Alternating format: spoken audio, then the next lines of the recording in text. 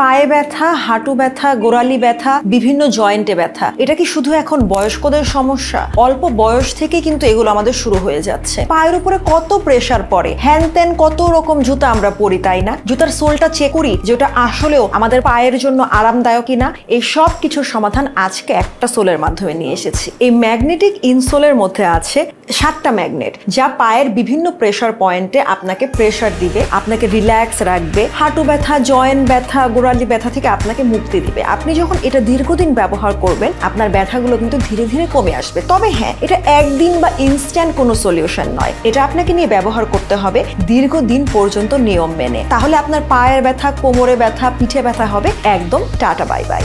আর হ্যাঁ, এটা কিন্তু ছেলে মেয়ে উভয়ই পড়তে পারবে।